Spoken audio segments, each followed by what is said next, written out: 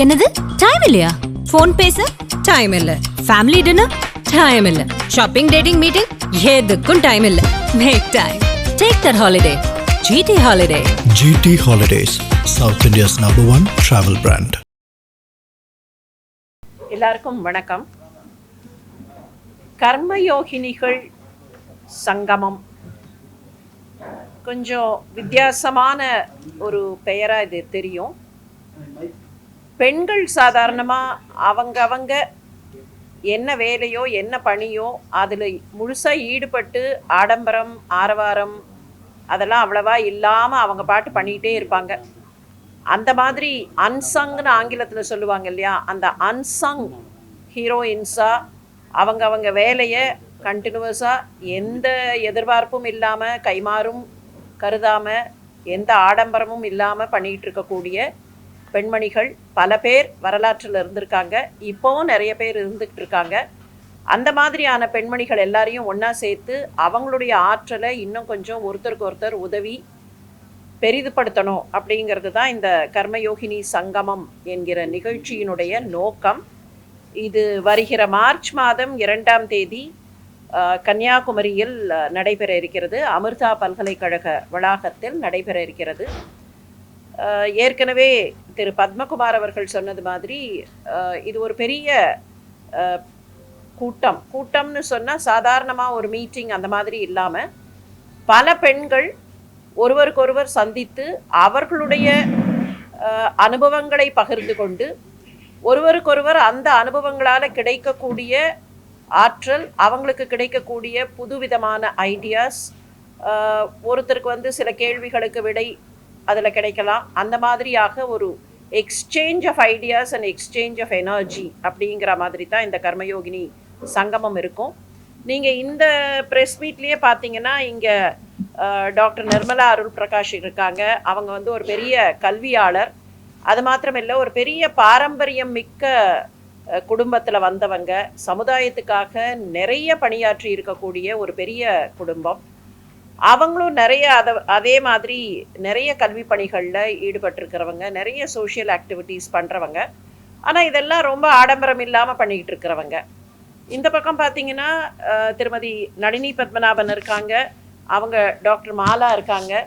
Doctor மாலாவுடைய college, அவங்களுடைய கல்லூரி, கல்வி நிறுவனங்கள் வழியாக நிறைய பேருக்கு அவங்க கல்வி கொடுத்து சமுதாயத்தில் ரொம்ப கீழ்நிலையில் இருக்கிறவங்களெல்லாம் உயர்த்தி அவங்களுக்கு பல விதத்தில் உதவி பல கல்வி அமைப்புகளை நடத்தி கொண்டிருக்காங்க.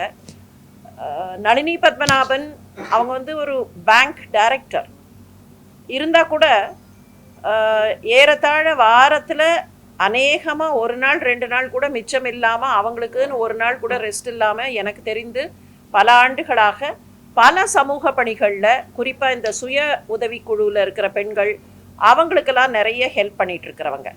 இந்த கர்மயோகினி சங்கமத்தினுடைய ஒரு நிகழ்ச்சி பார்த்திங்கன்னா சுய உதவிக்குழு பெண்கள் அவங்களுக்குள்ளேயே சேர்ந்து சுய உதவிக்குழுக்களாக நடத்தி கொண்டிருக்கக்கூடிய அந்த வைபவஸ்ரீ அப்படிங்கிற திட்டத்தினுடைய 25வது ஆண்டு. 25 ஆண்டுகளாக அந்த மாதிரி பெண்கள் சுய உதவிக்குழுவில் இருக்காங்க. அவங்களுக்கான வருமானம், அவங்களுக்கான ஒரு சமூக தரம், அவங்க குடும்பங்களுக்கான உதவி, இதையெல்லாம் பண்ணக்கூடிய ஒரு அமைப்பு. அந்த அமைப்பினுடைய 25வது ஆண்டு விழா. அதே மாதிரி அகல்யாபாய் ஹோல்கரனுடைய 300வது பிறந்த நாள் விழா. நமக்கெல்லாம் தெரியும், வரலாற்று புத்தகத்தில் அகல்யாபாய் ஹோல்கர்னு நிறைய அந்த பெயரை நிறைய பேர் படிச்சிருப்பாங்க. இன்னைக்கு மிக பிரபலமாக இருக்கிற காசி விஸ்வநாதர் கோயில் உட்பட பல இடங்களுக்கு திருப்பணி பண்ணி அதையெல்லாம் மீட்டு அதை இந்த நாட்டுக்கு கொடுத்ததே அகல்யாபாய் ஹோல்கர் அப்படின்னு சொல்லிடலாம்.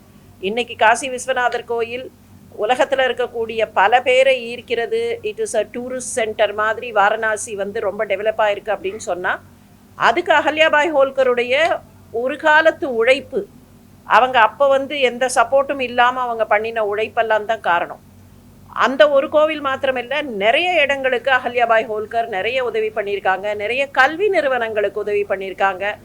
பனாரஸ் ஹிந்து பல்கலைக்கழகத்துக்கு கூட அவங்களுடைய உதவியெல்லாம் நேரடியாக பனாரஸ் ஹிந்து பல்கலைக்கழகம் தொடங்கப்பட்டது பிற்காலத்தில் அப்படின்னா கூட அகல்யாபாய் ஹோல்கர் காலத்தில் அங்கே அங்கே இருக்கக்கூடிய பெண்களுக்கு கல்வி கொடுக்க வேண்டும்னு அவங்க முயற்சி பண்ணி தான் அதெல்லாம் அதுக்கப்புறம் மகாமனாக்கு ஒரு உந்து சக்தியாக விளங்கியது.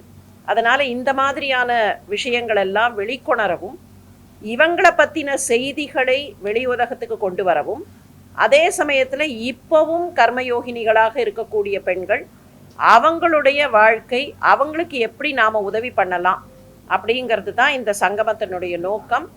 விமன் எம்பவர்மெண்ட் அப்படிங்கிறது தான் நம்ம நாட்டை பொறுத்த வரைக்கும் மரபில் பார்த்தோம்னா ஒரு சின்ன விஷயம், ரொம்ப சாதாரணமாக நம்ம கண்ணுக்கு படக்கூடிய விஷயம், நதிகளுக்கெல்லாம் பெண்களின் பெயர்களை வச்சுருப்பாங்க, மலைகளுக்கெல்லாம் ஆண்களின் பெயரை வச்சுருப்பாங்க. அதுக்கு ஒரு காரணம் என்னென்னா நம்ம மரபை பொறுத்த வரைக்கும் எனர்ஜி, ஆற்றல் சக்தியாக ஒரு பெண் விளங்குகிறாள் அப்படிங்கிற அந்த எண்ணம், அந்த தத்துவம் தான். அப்போ ஆற்றல் சக்தியாக இருக்கிற பெண் சில நேரங்களில் வெளிப்படாமலேயே கூட தன்னுடைய ஆற்றலை எல்லோருக்கும் கொடுக்கிறாள். ஒரு குடும்பமே அவளுடைய ஆற்றலால் செயல்படுகிறது. ஒரு பெண்ணுக்கு கல்வி கொடுத்தால் அந்த குடும்பமே பல்கலைக்கழகமாக திகழும்.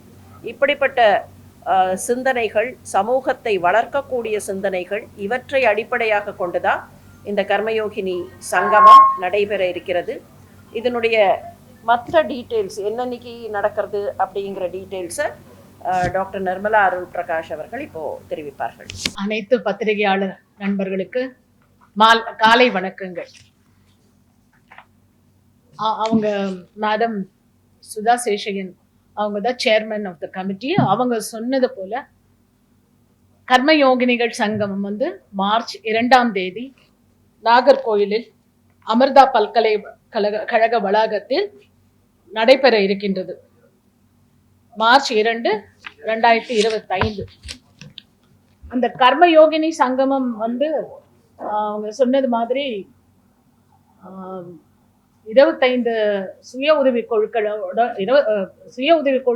25வது ஆண்டு விழா, silver jubilee celebrations, as well as Ahilya Holkar மகாராணி. அவங்க வரலாற்று சிறப்பு மிக்க பெண்மணி.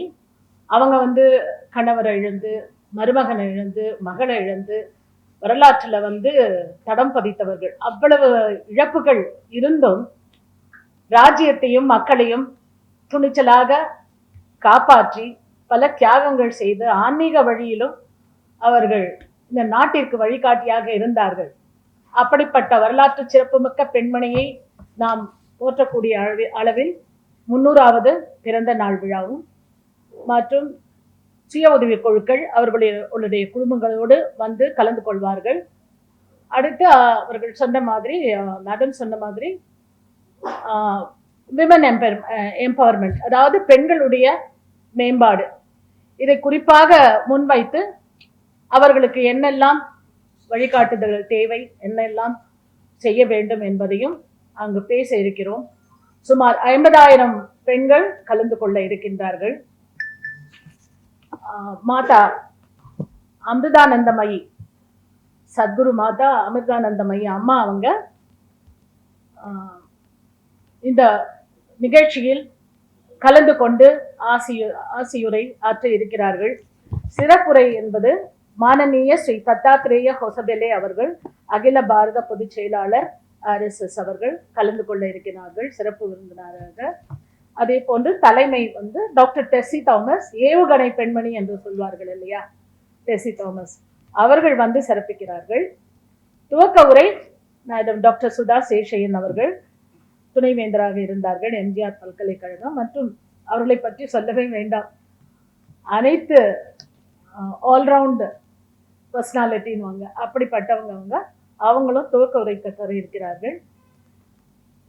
இதனோடு நாங்கள் வரவேற்பு குழு மற்றும் உறுப்பினர்கள் அனைவரையும் வரவேற்க இருக்கின்றோம். இதுதான் அந்த நிகழ்வு குறித்த ஒரு நிகழ்ச்சி நிரல். அது மட்டுமல்ல, இந்த பாரத திருநாட்டில் மிகப்பெரிய சமூக மாற்றத்தையும் ஒரு மாற்றம் ஒன்றே மாறாதது இல்லையா, அது போன்று ஒரு மிகப்பெரிய மாற்றத்தை கொண்டு வருவதற்காகவும் இந்த விமன்ஸ் கான்ஃபரன்ஸ், மகளிர் மாநாடு நடக்க இருக்கின்றது. குறிப்பாக பெண்கள் என்றாலே வீட்டில் வந்து பெண்கள் தான் ஒரு முக்கிய ஆணி வேராக முக்கிய தூணாக இருப்பார்கள். அதே போன்று நாட்டிற்கும் பெண்களுடைய பங்களிப்பு என்பது நிச்சயமாக அது ஒரு பெரிய ஒரு பில்லர் ஆஃப் ஸ்ட்ரென்த் என்பார்கள். அப்படிப்பட்ட பெண்மையை போற்றும் ஒரு விதமாக இந்த மகளிர் மாநாடு அமைய இருக்கின்றது.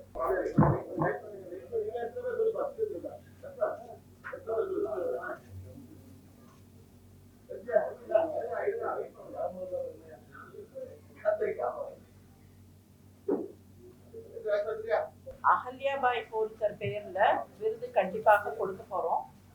எத்தனை விருதுங்கிற பத்தி ஒரு டிஸ்கஷன் இப்ப நடந்துகிட்டு இருக்கு. முதல்ல நாங்க ஒரு விருது தான் நினைச்சோம். ஆனா நிறைய பெண்கள் அன்சங்கா இருக்காங்க. அப்படிங்கும் போது அதை என்ன பண்ணலாங்கிறதுக்கான ஒரு டிஸ்கஷன் நடந்துட்டு இருக்கு. ஆனால் கண்டிப்பாக அவர்கள் பெயரால விருது இந்த சங்கமத்துல வழங்கப்பட முடியும்.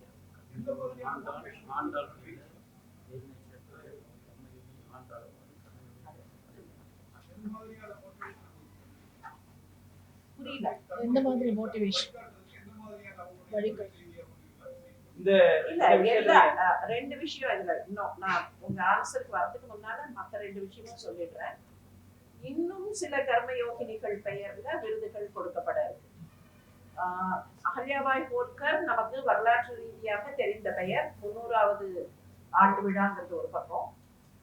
ஆண்டாள் நாச்சியாருடைய பெயர்லயும் விருது கொடுக்கறதா இருக்கு. வேலு நாச்சியார் தமிழ் மரபுல தமிழ் வீரத்திற்கான ஒரு அடையாளமா இருந்த வேலு நாச்சியார், அவங்க பெயர்லயும் விருதுகள் கொடுக்கப்பட போகுது. இது தவிர இன்னும் 2-3 பெண்கள் பெயர்கள், அது நாங்க இன்னும் ஃபைனலைஸ் பண்ணல. நான் முதலே சொன்ன மாதிரி discussions are going on. So ஏன் வந்து ஃபைனலைஸ் பண்ணலன்னா யாரையும் விட்டுறக்கூடாது அப்படிங்கிறதுனால கொஞ்சம் டிஸ்கஷன்ஸ் நடந்துட்டு இருக்கு. கண்டிப்பாக இந்த 3 பெயர்கள் அவங்க பெயர்ல விருதுகள் இருக்கு. இது ஒன்று. ரெண்டாவது விஷயம், இப்ப நீங்க கேட்டது என்ன மாதிரியான மோட்டிவேஷன் கொடுப்போம் அப்படின்னு சொன்னேன். முதலே சொன்னேன், இது வந்து ஒரு சந்திப்பு மாத்திரம் இல்ல, it will be an exchange of ideas. இப்போ நான் வந்து மருத்துவத்துறையில இருக்கேன், டாக்டர் மாலா மருத்துவத்துறையில இருக்காங்க. இப்போ எங்களுக்கு வந்து எங்களுடைய அனுபவத்துல நாங்க கற்றுக்கொண்ட சில விஷயங்கள் இருக்கும். பெண் யாராவது இப்போ மருத்துவத்துறையிலிருந்து வராங்க, அவங்க வந்து ஒரு நிறுவனத்தை எப்படி நடத்துறது அப்படின்னா doctor Mala will be able to guide.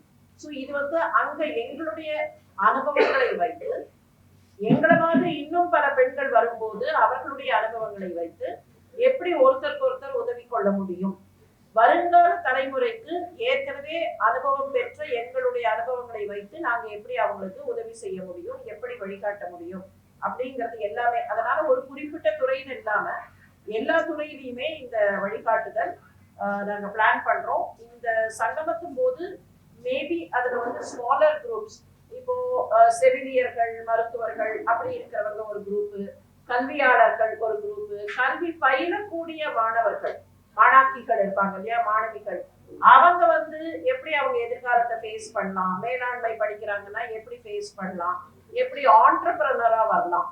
முன்ன வந்து இப்ப எங்க காலத்துல பாத்தீங்கன்னா ஏதாவது ஒரு தொழில், ஒரு வேலைக்கு தான் போகணும், அரசாங்கத்துக்கிட்ட வேலைக்கு போகணும், இல்ல ஒரு நிறுவனத்துக்கு வேலைக்கு போகணும். இப்ப அப்படி இல்ல, பெண்கள் வந்து அவங்களே தனியா தொழில் தொடங்கலாம். அப்ப அந்த மாதிரி தொடங்குறதுக்கு எப்படி உதவி செய்யறது, இது எல்லாமே அங்கே இல்ல. கர்மயோகினி சங்கமம்ங்கிறது இதுதான் முதல் முறையா சேவா பாரதி, தென் தமிழ்நாட்டு சேவா பாரதி அமைப்பு நடத்தப்போம். கர்மயோகினி சங்கமம் கன்னியாகுமரியில் மார்ச் 2ஆம் தேதி நடைபெற இருக்கிறது. இந்த சங்கமத்தினுடைய நோக்கம், பெண்கள், ஆற்றல் இருப்பிடமாக இருக்கிற பெண்கள் நிறைய பேர் வந்து மறைவாகவே இருக்காங்க, அவங்க வெளியிலேயே வரல. நிறைய பெண்கள் வெளியில் இருக்காங்களே, சாதனையாளர்கள் இருக்காங்களேன்னா இந்த சாதனையாளர்களை பார்த்து மறைவாகவே இருக்கிறவங்க இன்னும் கொஞ்சம் புது ஆற்றலோடு வெளியில் வரணும். அது தவிர இளைஞர்கள், இளைய பெண்கள் இருக்காங்க இல்லையா, இப்போ கல்லூரி மாணவர்களாக இருக்கக்கூடியவர்கள், அந்த மாதிரி இருக்கிற பெண்களுக்கு இந்த சாதனையாளர்களை பார்த்து ஒரு ஊக்கசக்தி வந்து அவங்க அந்த தைரியத்தோடு வந்து அவங்களுடைய செயல்களை செய்யணும் அப்படிங்கிறது பிரதான நோக்கம். இதனுடைய துணை நோக்கம் அப்படின்னு பார்த்தா, இது வந்து அனுபவங்களை பகிர்ந்து கொள்ளக்கூடிய, அவரவர்களுக்கு தெரிந்த விஷயங்களை பகிர்ந்து கொள்ளக்கூடிய ஒரு நிலையாக இருக்கும், ஒரு கூட்டமாக இருக்கும்.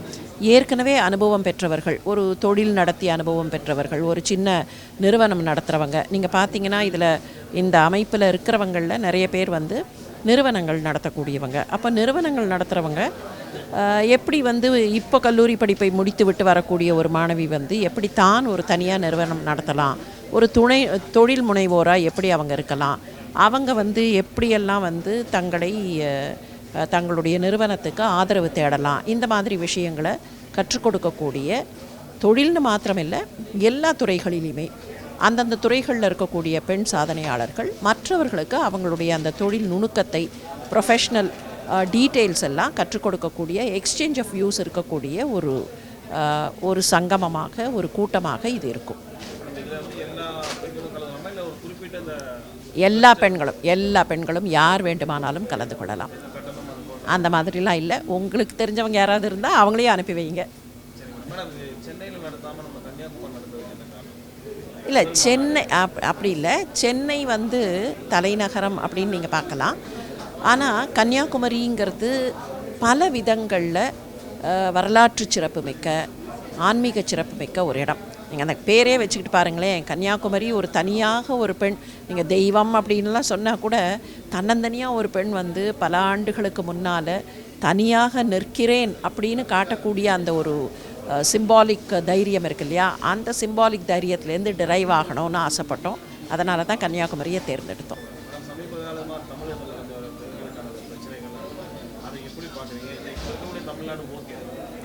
இல்லை, அதாவது பிரச்சனைகள் எப்போவுமே இருக்கும், எல்லாம் இல்லாமலாம் இருக்காது.